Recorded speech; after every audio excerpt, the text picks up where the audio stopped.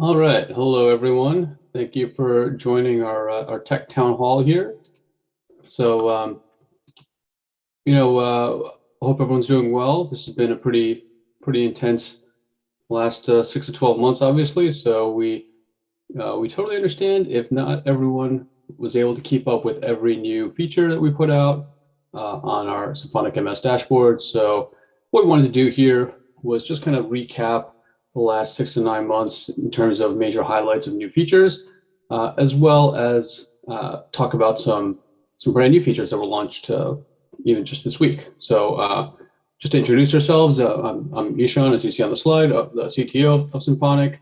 And with me today, who will be doing most of the talking, are Kyle and Sean, two product managers on the team. Kyle will also be operating the slides. So Kyle is in charge of all of our data-related stuff, which is really the analytics and royalties features. And Sean, who will be kicking us off, is on the content side, dealing with content uploads and deliveries to DSPs, et cetera. So we'll be presenting a couple different features that we've launched, and after that, we're happy to take any questions that you may have. So with that, Kyle, next slide, please, and we'll hand it over to Sean. Hi, everyone. So like Ishan said, we're going to run through some different features that we've launched throughout the year and kind of refresh you on them and kind of explain like our thought process in going through them. So Kyle, next slide, please. So we are starting with account memberships, and account memberships are really cool. So we've been hearing forever, at least ever since I've been at Symphonic, that people always wanted the ability to give their team members access into their accounts, with other logins. That way they can operate freely within the account and do administrative duties without having to bother maybe the label head or account manager. And so we gave that capability this year. So account memberships give your team the autonomy to operate under your account. And so the way we do that is with role permissions. So you can give your team different roles that section off their access to different parts of Symphonic. These roles are content, which allows them to kind of create, review, and submit releases, and also access to marketing features. We also have royalties, which allows you to view and manage the royalties. Analytics, which obviously you can view analytics. And then we have two other roles called admin, which allows access to all of these aspects, both content, royalties, analytics. And you can actually set up and invite other account members into your account. And then above the admin, we have owner, which is, you can kind of think of it as like a super admin. So they have the exact same permissions as admin, except they're just one level higher. That way they can have complete control of the account.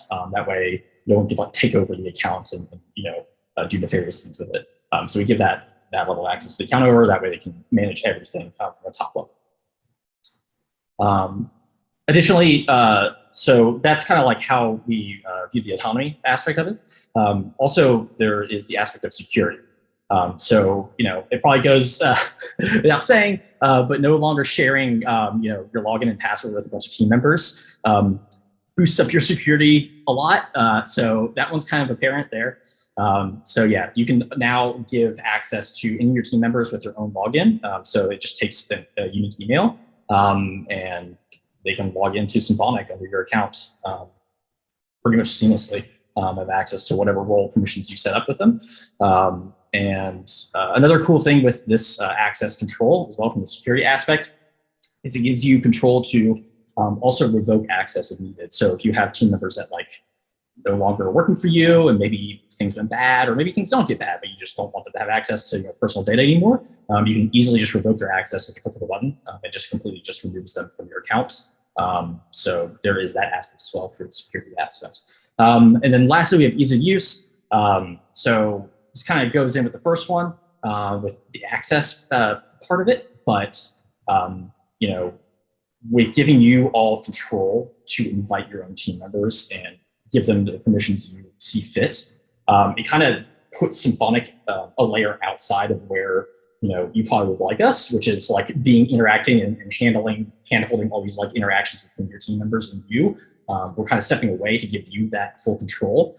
So the ease of use is, you don't have to ask us to do any of this, to operate your team. You can operate completely by yourself. So that is the ease of use. Next slide, please. So summing all that up, kind of we'll walk through how this whole feature works. So right now we have, the account members page, which is found under your account card in the upper right.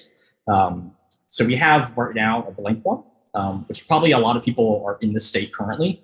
And what we want to do is turn this state, next slide, please, into this.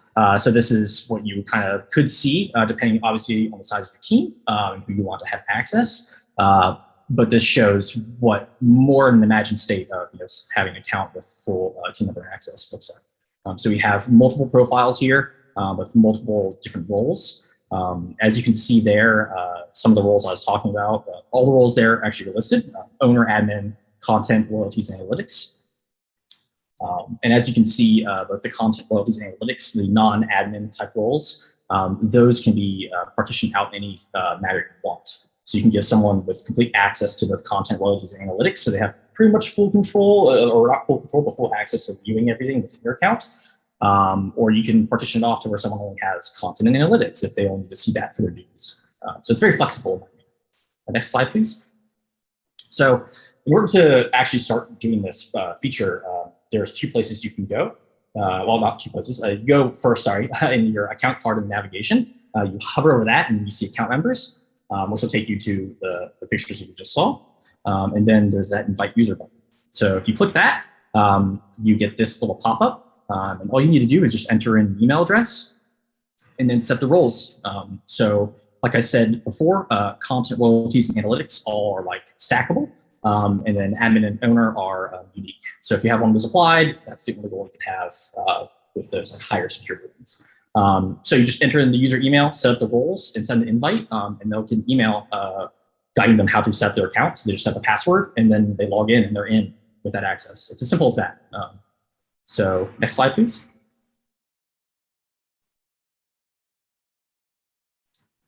So that's inviting them. And then if you want to actually manage your users later on, you, in that same panel that we saw before where it showed all the account members, if you click on any of those names, you enter into this screen, which is where you can manage your users and their roles. So like I said, it's very flexible. The system is very flexible. So you're able to adjust those roles on the fly.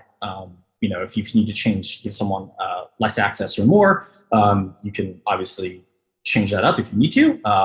So that's completely in your hands and your control. So you do that here. So you just change whatever settings, hit save, and then they would have new role immediately. There's no like wait, anything like that. Additionally, this is also where you can revoke someone's access. So if you don't want them to have access to your account anymore, you can do that here as well. You can revoke access and just removes them from your account. And then when they try to log in, they just can't. They don't have access to the accounts. Next slide, please.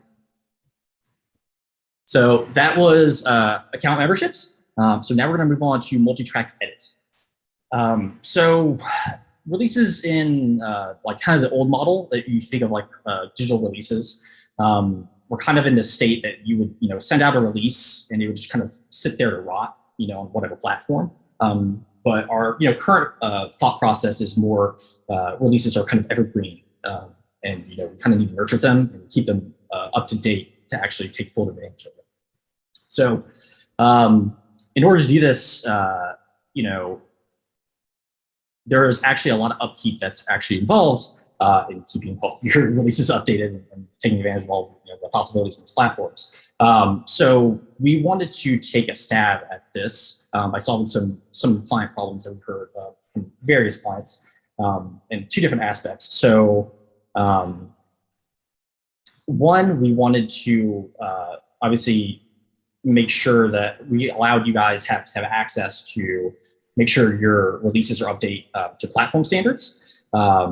And to do that, you really need to be able to edit, keep your track metadata up to date. So In order to do this, we made the edit multi-track feature.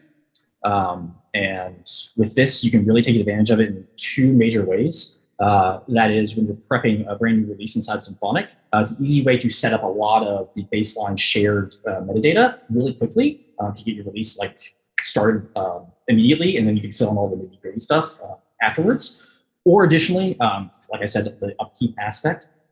So if you have back catalog that you want to send out to maybe your partners that we've unlocked, or in partnerships over time, or you just kind of want to freshen up stuff to send back out there because you didn't have things like contributors where you could add producers and all these other type of credits that we're now starting to utilize in our system, and other partners are as well. So so we made multi-track edit to solve all these problems. And Kyle, if you move on to the next slide, please. So if you haven't used this, you can access this when you're log into Symphonic and you go to your releases page. And then when you're actually editing or creating a release is where you have access to this. So on the track listing page, the second step, when you're editing your track metadata, you'll see in the upper right of the track listing page called multi-track edit, as you see there. And then when you click into that, you take it to a new page, and you have these options available. So artists, contributors, explicit status, recording year, vocals, genre, clip start time, and etc. So once you're here, you can select any of these values. These are all the non-unique fields that you would find on your tracks. Here you can imagine setting up if you knew you're starting off with a brand new release and you knew the explicit status was non-explicit for all tracks. You could go in here, immediately click this, and just apply that to all tracks and not have to worry about that or any other aspects of this. So what I'm going to do is take you through a couple scenarios using this and how it's kind of beneficial in some of these scenarios. So Kyle, can you move on to the next slide, please? Okay, so kind of like what I just said. So let's imagine that we set up a release, and we kind of set it up, and we came back to it and realized we kind of were looking at metadata from another release. So we had one track that was set with non-explicit as a value, and one track that was set with censored. But when we look at our release sheet, we look at all three tracks, and they actually are supposed to all be explicit. And we're like, okay, crap, we need to fix this. So we can go in here, go into the multi-track edit, and then click explicit status. We're checking here. So I need to fix this. So on the left, we provide all the possible values. So I would click explicit as shown here, and then click apply to all tracks. Kyle, if you can show the next slide, please. You then see that it would be successfully updated and bring back out into the main options page for multi-track edit. And then if you go back into explicit just to verify, Kyle, if you go to the next slide, you would see this, and you would see that all three tracks currently have the explicit value. Obviously, if you go and edit each track, you would see this as well, but that's kind of how you can see that it worked. Next slide, please. In here, we have another scenario. So let's say we had an older release where we set up some contributors, but we set up a songwriter, but they actually were supposed to be like a producer. So in this scenario, we go back into the release, we pull back for edits. And we see this, so we want to fix this up because we want to put our producer credits out on Spotify. So what we do is actually click that remove button to remove this pairing of the contributor called tester in all caps with the role of songwriter. Since that's not valid on these tracks, we're going to remove that. So you click remove. Kyle, if you go to the next slide, please. They would automatically get removed from all tracks as a songwriter. And then right here, I just immediately fill in the contributor named tester, and then their role of producer, and then add to all tracks. Next slide, please. And then they would get applied. And they would get applied immediately, and we show that. Contributors and artists are the two values they would actually keep in this interface while you're applying, because we know while you're using applying contributors or artists, you could be doing a big batch of them at once. So we don't want to keep taking you out of this process and putting you back in. So we kind of just keep you here for these two fields specifically to just make it a little bit easier to use. Next slide, please. So that was multi-track edit and kind of it's major use cases. So that's kind of setting up brand new catalog and kind of getting all of the mundane data sets out of the way. or also dealing with editing back catalog is a really good use for this feature as well. So lastly, I'm going to talk about HypedIt integration. So HypedIt is a new partner of ours. And kind of move on to the next slide. We just launched this yesterday, actually. And we're sending out an email tomorrow about it, to let you guys know. So some of you might have already seen this if you guys were poking around Symphonic yesterday or today. But what this partner is our new pre-save partner. So HypedIt is a partner that gives you all the ability to make pre-saves, smart links, download and link gates, as well as giving you fan insights. So they really cater in that realm of post, like release prepping for fan interaction. So by doing pre-saves, you can pre-save smart links and all the download and link gates. You can really push your fans to engage with your releases, both the hype cycle up to the release and post-release. And using these types of things, these types of features allow you to track the fan usage as well. Which allows you to get better insights into like who your fan base actually is. Kyle, next slide, please. So how to utilize HypedIt. When you log in, if you go to Market and you go to Pre-Save, that will take you to this page, as well as if you go to your releases page and any release that's been submitted and been approved, you'll see the Pre-Save icon there. And if you click that, it'll take you to this page, what kind of gives you an overview of some of the benefits of HypedIt. And then when you click that link, Kyle, next page, please. You will automatically get an account created for you and automatically logged in. And then you get taken to a dashboard. It looks something like this. And this one has already been used and pre-populated a little bit. So it would be blank, but it would be a dashboard similar to this. And then from there, Kyle, next slide. You click share your music. And from here is how you are able to use any of these link gates or smart links. This is all an offer from HypedIt via our partnership for free. There are certain features they have that are paid, but the main ones actually are free via our partnership. And I want to stress the way this works in the system. So like I said, when you go use this link, it automatically creates an account for you. This account can be used by any profile that's currently accessed to your Symphonic account. So any of your team members that are like accessing your Symphonic account, if they click this HypedIt link, they would get access to this exact interface as well. So this is actually kind of cool because that means that everyone in the team can actually just access and interact with these, these link gates and smart links without having to then provision extra login accesses for all of them as well. It kind of just seamlessly just works as like one, account integration. So that's HypedIt.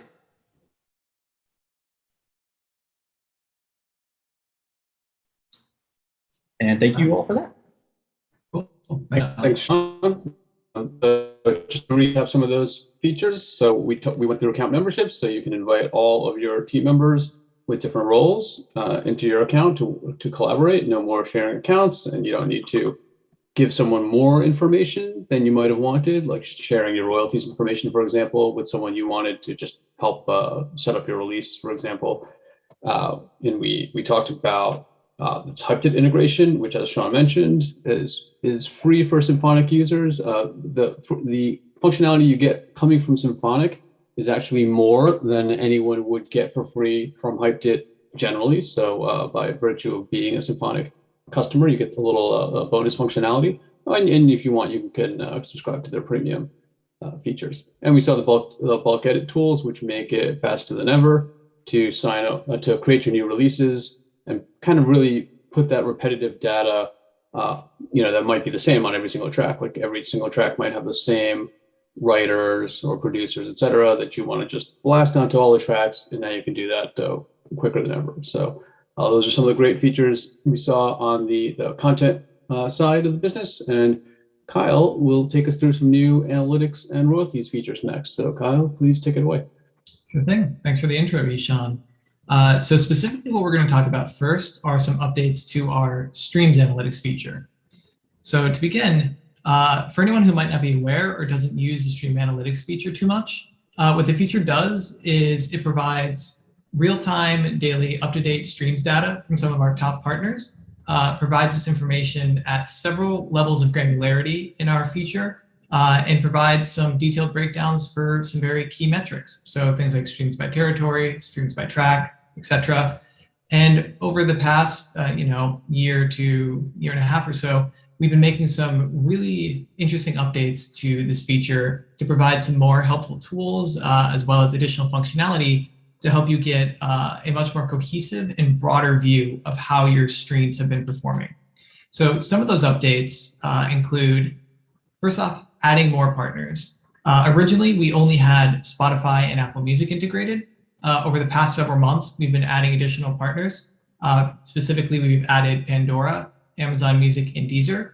This helps you get a more broader view of how your music has been performing across all these different partners, and helps eliminate the need to go and look at various different third-party tools or various different DSP-specific analytics tools, and just see all the important metrics across all these partners in one centralized place.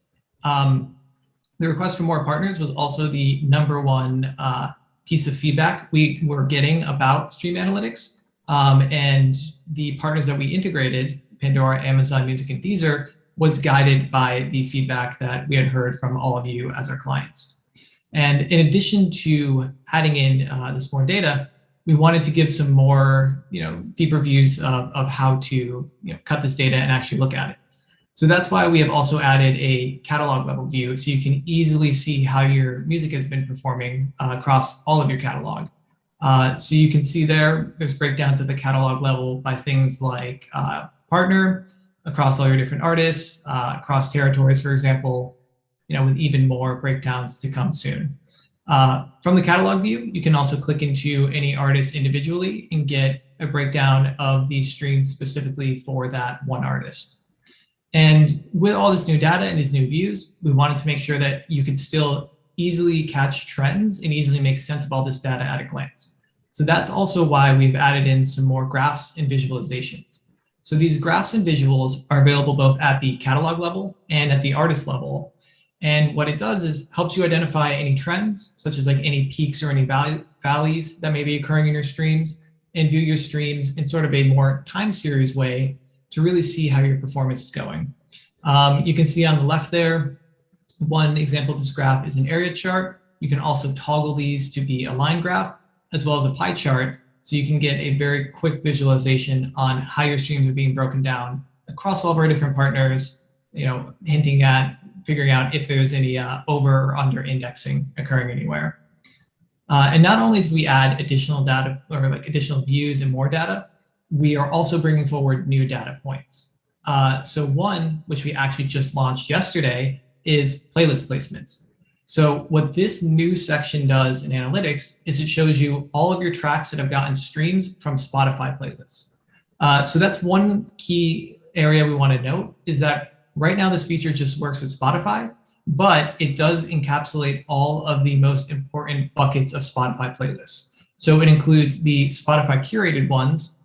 So those are the things that Spotify creates themselves, things like Rap Caviar, or as you see in the screenshot example here, the This Is Lily M playlist created by Spotify. It includes user curated, so as the Samurai Lo-Fi Hip Hop Beats playlist there, as well as algorithmic ones. So things that Spotify system creates on their own for different listeners. So like the Discover Weekly, as you see in the example there, some of the on repeat playlists, things like that. And so this playlist placement section, not only does it show you the names of the playlist and who curated it, it also, of course, shows you the track that was streamed on that playlist, the date that the track was first streamed, as well as the position that song was on the playlist, which I think is a very important piece to note, because understanding where the track is pretty helpful for insights, because we all know a track that is in the very first position on the playlist is much more impactful than a track that maybe is the 100th track on a playlist. And this section overall helps you understand if you're getting pickups, and also how many of your streams are actually occurring from the context of a playlist. And so the more streams you get, the more royalties you're going to have coming through in your system. And so we always want to make sure that you also have the ability to easily know who you need to pay out, how much you owe them, and actually be able to pay them out in easy ways. And so that's why I'm going to jump into a little bit of some of the royalty features that we've been working on. So the first one I'll give a quick background on is artist statements.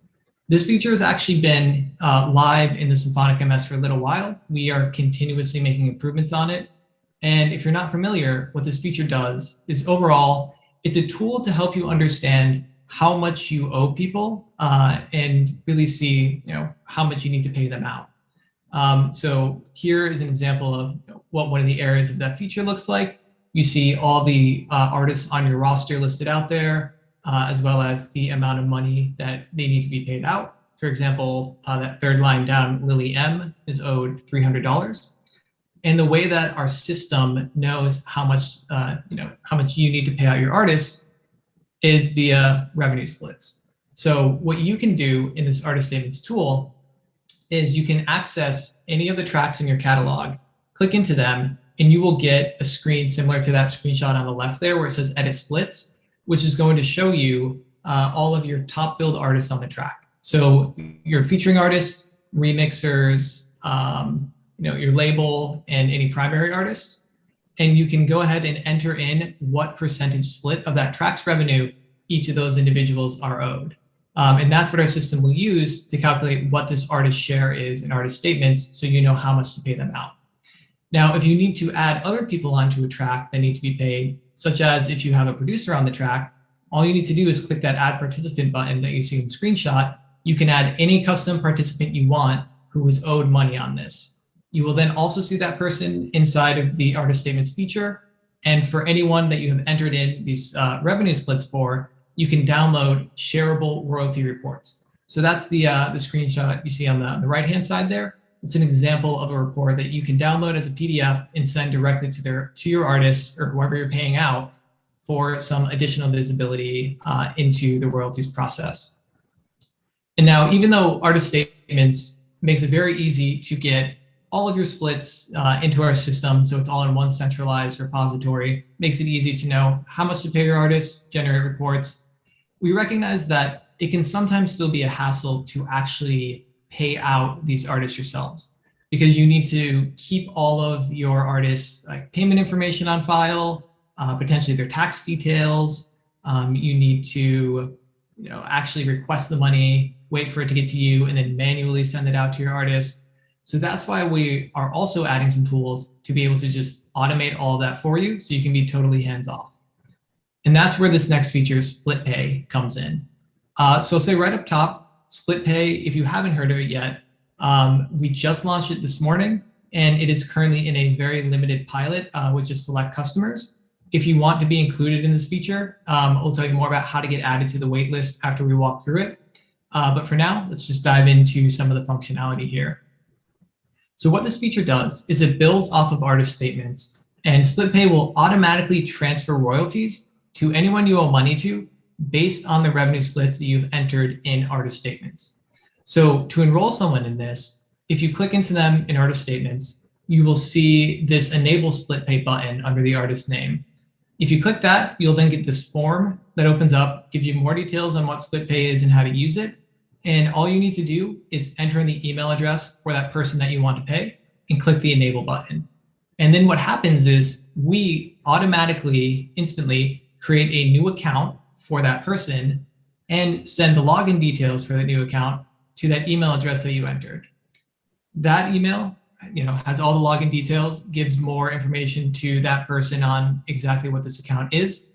After they log in and set up their payment, their tax details, they are going to get their share of royalties based on those revenue splits automatically transferred to them every single month. They will then log in, request the royalties directly from there, and you are basically completely hands-off. And so with everything being automated, you might be wondering, how do you keep track of what amount of money is actually sent and where do you see that? So what you will see is on all of your royalties pages, wherever there is a royalties breakdown like this, there will be a line called Split Pay. This line is going to show you exactly how much money was actually sent out to all the artists of yours that you have enrolled in this feature. And if you are someone who is receiving some of these split payments from let's say, your label, you will see some details about that in your account as well. So the money that you are earning will be wrapped up in your typical earnings line in your royalties pages, but along with the royalties actually being sent over, you are also going to receive all of the details with those royalties. So that means you can dig into these yourselves, download reports for the tracks that you are earning splits on, and your label or whoever is paying you out doesn't need to manually download reports and send them to you anymore in order for you to have this information. You can just access it all yourself directly in our system.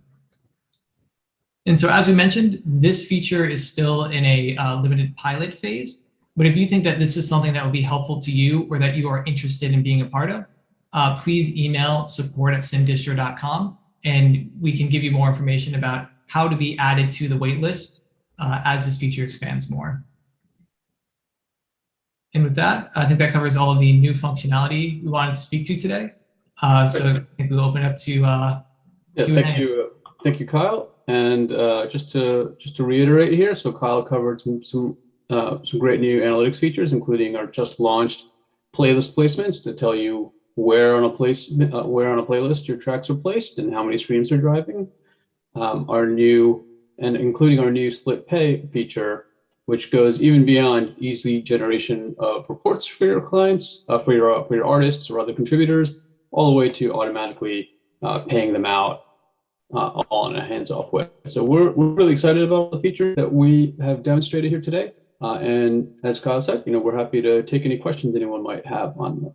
So far I see one coming through here. So privacy policy when providing artist shares. So the way we think about splits is that the recipient, the payee, we're not currently exposing this, but we do have plans in the future to show the payee the share that they are receiving out of the total, including the total, but not necessarily other payees' shares. So that's kind of how we're approaching sort of privacy and sensitivity around those splits. Kyle, anything to add on to that? I think that pretty much covers it. All right. I think we have a question around the email again to sign up for split pay. If you wanted to show that up on the screen again. Sure thing. Let me get back to that. Just the support. The email itself. Oh, the actual email address for support. Yes, right there. So there it is again. So support@symdistro.com. And I'll also mention, along with, I guess, like outside of just emailing about this specific split pay feature, if any of you ever have any questions about how the system works or any feedback on what you'd like to see or ways you think that we can make it better, don't hesitate to always send that support email address an email with your thoughts. All that gets sent right back to us. And as you've seen, we've already made a lot of enhancements recently based on all the feedback that we've been receiving. Definitely. We really love to hear that kind of feedback, and it helps us sort of shape some of these features, how we end up implementing them. All right. Well, thank you again, everyone, for attending our town hall here. So I think we got one question here that just came through. So pays that use split payments, do they need to sign up for Symphonic account first? So great question. The way we are approaching that is that a Symphonic client will be able to invite them directly, enter their email, and that'll create an account for them, but it is a limited payee account. So they won't automatically have a distribution arrangement with like that kind of view account that will allow them to see the royalties, enter their payment information, request any royalties that to be paid out, etc. But they won't need to sign up ahead of time. You can just invite them via email. Okay, so wait, here's another one. Do you guys partner with Symphonic clients that reference new clients to the MS? I'm not I'm not totally sure if you can maybe clarify what you mean there. All right. Next question. Advanced recoup the artist statement. So this is a feature we've definitely heard about a lot, and we understand the need for it. That you may have an advance out to an artist where you don't want to immediately start paying them. This isn't handled automatically by the system currently, though if you keep track of when they are recouped, you can always enable split pay after that. But it is a feature that we are actively considering in terms of how can we hold back payments until they meet some sort of recoupment point. So we're definitely aware of that need and interested in if how best to meet it, basically. All right. So in terms of referring people to Symphonic, unfortunately, we're not the best folks to answer that. We can, if you send an email to the support alias here, they can direct you in terms of how we handle partnerships. And next comment here, a compliment about our statements. Glad that that you're using it, and we're always happy to hear that. So thank you. Well, thank you for the compliment. On being with Symphonic for 4 years and loving it. So we have a question about label investors. Here again, I think it's a little bit outside of our particular purview, but feel free to send a message into support, and they may be able to direct you. All right. I think that is it for the moment. So thank you again, everyone, for joining this town hall. We really love doing stuff like this, so we will probably do another one sometime soon when we have more to say. And hope everyone enjoyed it. Thank you very much.